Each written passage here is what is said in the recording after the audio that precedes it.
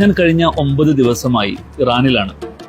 മനുഷ്യ ചരിത്രം കണ്ടതിൽ വെച്ച് ഏറ്റവും വലിയ സാമ്രാജ്യമായിരുന്ന പേർഷ്യൻ സാമ്രാജ്യത്തിന്റെ തലസ്ഥാന നഗരി എന്നറിയപ്പെടുന്ന, അല്ലെങ്കിൽ തലസ്ഥാനം എന്നറിയപ്പെടുന്ന നാടാണ് പേർഷ്യ.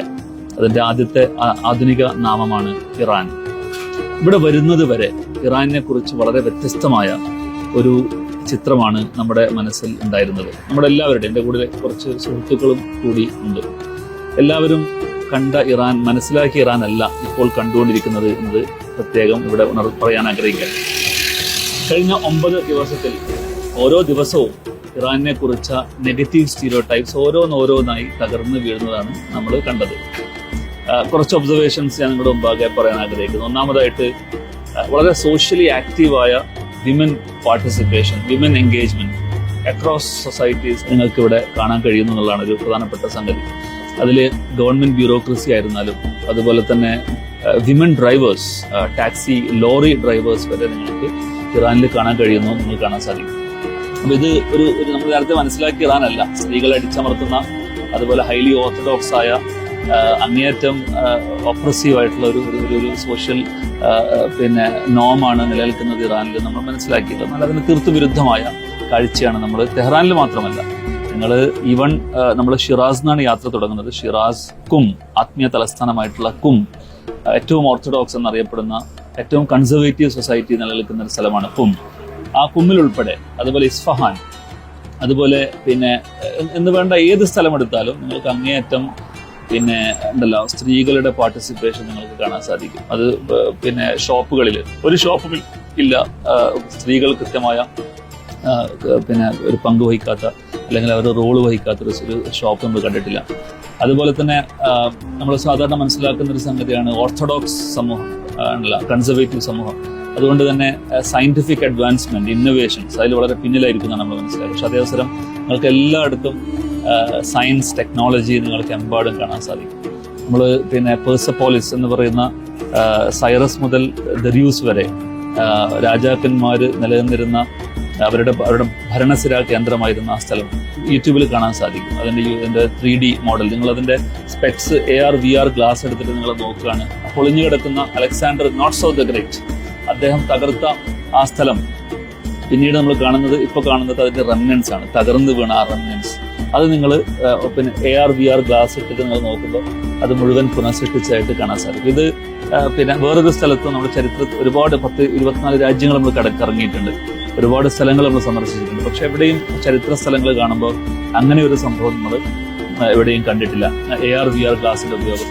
അതുപോലെ തന്നെ എല്ലാ സ്ഥലത്തും സയൻസ്, ഇന്നോവേഷൻ, ടെക്നോളജി, ഇതൊക്കെ നിങ്ങൾക്ക് എല്ലാ സ്ഥലത്തും ദർശിക്കാൻ കഴിയുന്നുള്ളത് നമ്മൾ ഒരിക്കലും മനസ്സിലാക്കാത്തൊരു സംഗതിയാണ് ഇറാനെ കുറിച്ച്.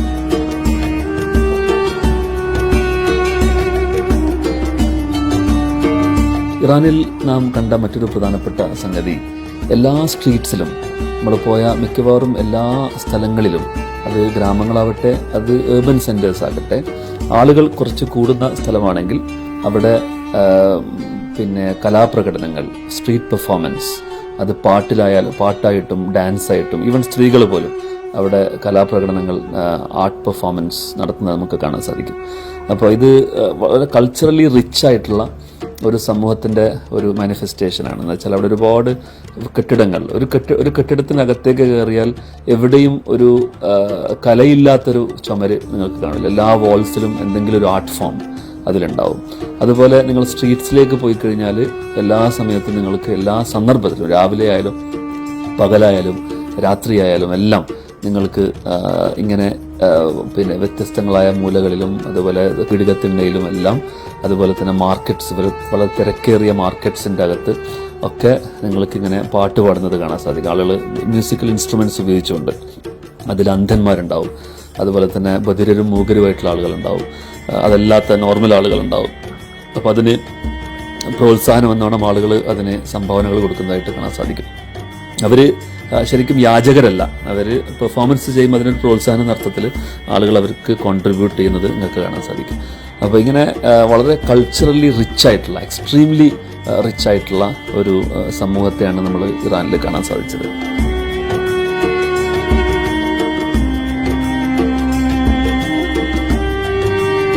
അതുപോലെ എവിടെ പോയാലും, ഈവൻ പിന്നെ ഒരു ഏർബൻ സെൻറ്റർ ആയാലും ഒരു റൂറൽ സെൻറ്റർ ആയാലും നിങ്ങൾ നോക്കിക്കഴിഞ്ഞാൽ കാണാൻ സാധിക്കും എല്ലാ സ്ഥലത്തും വളരെ വൃത്തിയുള്ള തെരുവോരങ്ങൾ.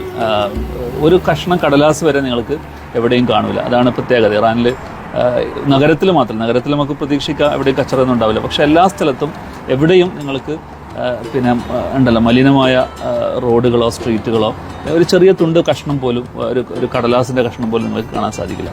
അപ്പോൾ ഇങ്ങനെ തീർത്തും വൃത്തിയുള്ള തെരുവോരങ്ങൾ, അതുപോലെ തന്നെ ജനങ്ങളുടെ സ്വഭാവം, ഇത് വേറൊരു വലിയ സംഗതിയാണ്. നമ്മൾ ആളുകളുമായിട്ട് സംസാരിക്കുന്ന സമയത്ത് ആളുകൾ പിന്നെ വെൽ മാനേർഡ് ആയിട്ടുള്ള ഒരു ഹൈ കൾച്ചറൽ സ്റ്റാൻഡേർഡ്സ് പാലിക്കുന്ന ഒരു സമൂഹമാണ് അവിടെയുള്ളത്. നമ്മൾക്ക് ഓരോ സന്ദർഭത്തിലും നമുക്കത് പിന്നെ മനസ്സിലാവും. ഇതാണ് പിന്നെ ഇറാനിയൻ സമൂഹത്തിൻ്റെ പ്രത്യേകത. അങ്ങേയറ്റം കൾച്ചേർഡ് ആയിട്ടുള്ള ഒരു സമൂഹമാണ് എന്നുള്ളതാണ്. അതുപോലെ തന്നെ വേറൊരു ഒബ്സർവേഷൻ ടേസ്റ്റി ഫുഡാണ്. എന്ന് വെച്ചാൽ നമുക്കറിയാം പേർഷ്യൻ ക്യുസീൻ എന്ന് പറയുന്നത് ലോകത്ത് തന്നെ വൺ ഓഫ് ദി മോസ്റ്റ് പിന്നെ എന്താണ് വാല്യുബിൾ, വളരെ പിന്നെ റിച്ച് ആയിട്ടുള്ള ഒരു ക്യുസീൻ അവിടെ ഉണ്ട്. അവിടുത്തെ culinary പ്രാക്ടീസസ് ആക്ച്വലി അവിടെ നിന്നാണ് പിന്നീട് യൂറോപ്പിലേക്ക് പോയത് നിങ്ങൾക്ക് കാണാൻ സാധിക്കും. ഈവൻ ഫുഡ് സെർവ് ചെയ്യുന്ന രീതി വരെ, ഫൈൻ ഡൈൻ എന്താണ് എന്ന് പഠിക്കാൻ വേണ്ടിയിട്ട് യഥാർത്ഥത്തിൽ പേർഷ്യയിലേക്കാണ് ആളുകൾ നോക്കിയിരുന്നത് നമുക്ക് കാണാൻ സാധിക്കും. റോമൻ സാമ്രാജ്യത്തിന് അത് അറിയുമായിരുന്നില്ല. റോമൻ സാമ്രാജ്യം മിക്കവാറും പിന്നെ ഒരു ഓൾ ഡൊമൈൻസ് ഓഫ് സിവിലൈസേഷൻ അവർ പെർഫെക്റ്റ് ചെയ്യുന്നത്, അവർ നോക്കി പഠിച്ചത് നിങ്ങൾ കാണാൻ സാധിക്കും പേർഷ്യയിൽ നിന്നാണ്. ഒരുപാട് പറയാനുണ്ട്. അപ്പോൾ ടേസ്റ്റി ഫുഡ് എന്നുള്ളത് ഒരു പ്രധാനപ്പെട്ട സംഭവമാണ്. പിന്നെ സാഫ്രോൺ, കുങ്കുമം ഏറ്റവും കൂടുതൽ ലോകത്ത് ഉൽപ്പാദിപ്പിക്കുന്ന രാജ്യമാണ് പേർഷ്യ. ഏറ്റവും ക്വാളിറ്റി കുങ്കുമം നിങ്ങൾക്ക് അവിടെയാണ് കിട്ടുന്നത്. അതുപോലെ തന്നെ പിന്നെ ഒരു അത്ഭുതപ്പെടുത്തിയ സംഗതിയാണ് പെട്രോള് ലോകത്തെ ഏറ്റവും ചീപ്പസ്റ്റ് പെട്രോൾ ഉള്ള സ്ഥലമാണ് ഇറാൻ. 160 രൂപ ഉണ്ടായാൽ പിന്നെ ഇറാനിൽ നിങ്ങൾക്ക് ഇന്ത്യയുടെ 160, അവിടെ മില്യൺസ് ഓഫ് റിയാലാണ്. പക്ഷേ നാട്ടിലുള്ള 160 രൂപ കൊടുക്കുകയാണെങ്കിൽ 60 ലിറ്റർ നിങ്ങളുടെ മുഴുവൻ വണ്ടിയുടെ, വലിയ ലോറിയാണെങ്കിൽ ആ ലോറിയുടെ മുഴുവൻ ടാങ്ക് നിറക്കാൻ ആ പറയുന്ന ഒരു പൈസ മതി. 160 രൂപ ഇന്ത്യയുടെ കണക്കൂട്ടാൻ നിങ്ങൾക്ക് മനസ്സിലാകാൻ എളുപ്പമാണ്. 160 രൂപ കൊണ്ട് 60 ലിറ്റർ എണ്ണ കിട്ടുന്നുള്ളതാണ്. ഒരു ലിറ്ററിന് 2.6 റുപ്യ മാത്രമേ ഉള്ളൂ. 2.5 രൂപ കൊടുത്താൽ 1 ലിറ്റർ എണ്ണ കിട്ടും. അപ്പോൾ ലോകത്തിന് ഏറ്റവും ചീപ്പസ്റ്റ് എണ്ണയുള്ള സ്ഥലമാണ് ഇറാൻ.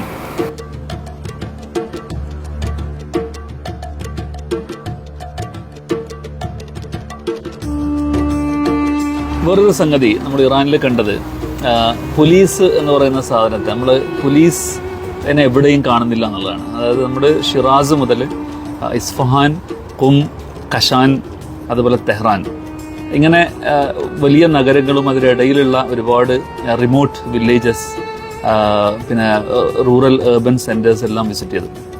പക്ഷെ എവിടെയും നിങ്ങൾക്ക് പോലീസ് പ്രസൻസ് കാണുന്നില്ല എന്നുള്ളതാണ് ഒരു വലിയൊരു സംഗതി. നമ്മൾ പോലീസ് കുറേ തെരഞ്ഞു. അവസാനം ഒരു സ്ഥലത്ത് എവിടെയോ ഒരു കുമ്മിലോ അല്ലെങ്കിൽ എവിടെയോ ഒരു ഇസ്ഫഹാനിലോ നമ്മൾ 1-2 പോലീസുകാരെ കാണാൻ കഴിഞ്ഞു. പോലീസ് പ്രസൻസ് എവിടെയും, ഈവൻ ട്രാഫിക് പോലീസ് പോലും നിങ്ങൾക്ക് എവിടെയും കാണുന്നില്ല. കാരണം ആളുകൾ വളരെ അച്ചടക്കത്തിലാണ്. ആളുകൾ പിന്നെ ഡിസിപ്ലിൻഡ് ആയിട്ടുള്ളൊരു സമൂഹമാണ്. കയോസ് നമുക്ക് എവിടെയും കാണുന്നില്ല. അപ്പോൾ അതുകൊണ്ട് തന്നെ പോലീസിൻ്റെ പ്രസൻസ് നിങ്ങൾക്ക് എവിടെയും കാണുന്നില്ല. അപ്പോൾ ഇത് ഒരു സംഗതിയാണ്. പിന്നെ നമ്മൾ അത്ഭുതപ്പെടുത്തിയ ഒരു കാര്യമാണ്.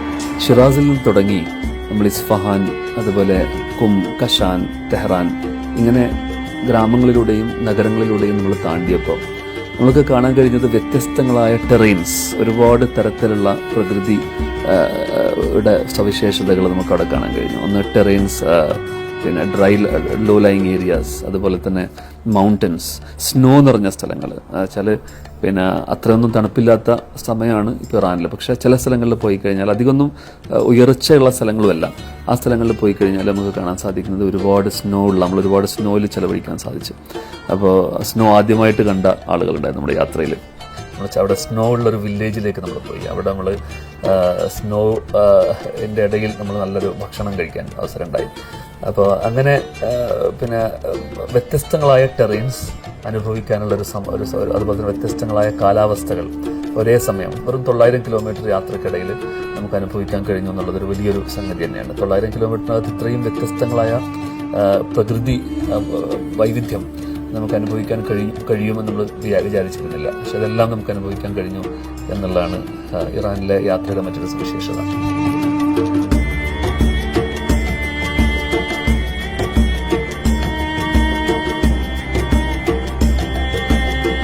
അതുപോലെ തന്നെ വേറൊരു സംഗതി, അൾട്രാ റിച്ച് ആയിട്ടുള്ള ആളുകളെ നിങ്ങൾക്ക് അധിക സ്ഥലത്ത് കാണുന്നില്ല. നിങ്ങൾക്ക് പോവേർട്ടി കാണില്ല. അതാണ് വേറൊരു സംഗതി. എന്ന് വെച്ചാൽ നിങ്ങൾക്ക് എവിടെയും ബെഗേഴ്സ് കാണില്ല. അതുപോലെ തന്നെ പബ്ലിക് കമ്മ്യൂണിറ്റീസ്, അവിടെയുള്ള പബ്ലിക് കമ്മ്യൂണിറ്റീസ് എല്ലാം A ക്ലാസ് ആണ്. ലോകത്ത് തന്നെ ഏറ്റവും നല്ല റോഡുകളിൽ ഒന്നാണ് ഇറാൻ്റെ റോഡുകൾ. നമ്മൾ ഒരുപാട് യാത്ര ചെയ്തു, നമുക്ക് ആർക്കും തളർച്ച സംഭവിച്ചില്ല. അതുപോലെ തന്നെ ഷിറാസ്, പിന്നെ നിങ്ങൾ നോക്കിക്കഴിഞ്ഞാൽ പിന്നെ നമ്മളിപ്പോൾ ഒരുപാട് സ്ഥലത്ത് പോയി. ഷിറാസിൽ പെർസപ്പോളിസ്, അതുപോലെ തന്നെ കഷാൻ, ഇസ്ഫഹാൻ, തെഹ്റാൻ, ഈ സ്ഥലത്തൊക്കെ നാസർ അൽ മുൽക്ക്, നമ്മൾ നാസർ മുൽക്ക് പള്ളിയിലേക്ക് പോയി. വളരെ എന്നുവെച്ചാൽ കണ്ണഞ്ചിപ്പിക്കുന്ന പിന്നെ പ്രൗഢമായ ആർക്കിടെക്ചറുള്ള ബിൽഡിങ്ങാണ് നാസർ അൽ മുൽക്ക്. അതുപോലെ തന്നെ പിന്നെ ബസ്ലിംഗ് മാർക്കറ്റ്സ് ഓഫ് ഇറാൻ, നമ്മൾ വക്കീൽ ബസാർ പോയി ഷിറാസിൽ. ഇറം ഗാർഡനിലേക്ക് നമ്മൾ പോയി. ഒരുപാട് ഗാർഡൻസ് അവിടെയുണ്ട്.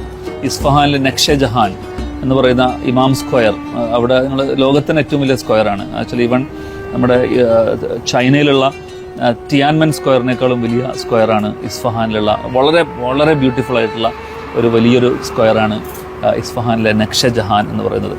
അതുപോലെ കുമ്മിലുള്ള സ്പിരിച്വൽ ക്യാപിറ്റലാണ്. അവിടെയുള്ള ജനങ്ങളും അവിടെയുള്ള പിന്നെ എന്താണ് ടൂംസും ഹോളി ഷ്രൈൻസും. അതുപോലെ തന്നെ തെഹ്റാനിലെ ഗ്രാൻഡ് ബസാർ. തെഹ്റാൻ എന്ന് പറയുന്നത് ഇറാൻ്റെ ക്യാപിറ്റലാണ്, തലസ്ഥാന നഗരിയാണ്. അതിൻ്റെ പ്രൗഢി, അതിൻ്റെ ഗാംഭീര്യം, അതും നമുക്ക് ദർശിക്കാൻ കഴിഞ്ഞു. ശരിക്കും ഒരു ടൈം ട്രാവലായിരുന്നു. 3000 വർഷത്തെ സൈറസ് മുതൽ ദരിയൂസ് വഴി റസാ ഷാ പെഹ്ലവി, ആയത്തുള്ള ഹുമൈനി ഉൾപ്പെടെ ആധുനിക ഭരണാധികാരികൾ ഉൾപ്പെടെ ഉള്ള ഒരു സംഗതികൾ കാണുവാനും അതിൻ്റെ ചരിത്രം ഒന്ന് അയവിറക്കാനും ഒക്കെയുള്ള ഒരു സന്ദർഭം കൂടിയായിരുന്നു ഇത്. ഞാൻ വിചാരിച്ച് നമ്മുടെ ഫേസ്ബുക്ക് ഫ്രണ്ട്സോടുമായിട്ടൊന്ന് ഷെയർ ചെയ്യാമെന്ന് കരുതി അങ്ങനെ ഷെയർ ചെയ്യായിരുന്നു. ഏതായാലും പിന്നെ ഇതായിരുന്നു നമ്മുടെ ഇറാൻ അനുഭവം. ശുക്രൻ, താങ്ക് യു.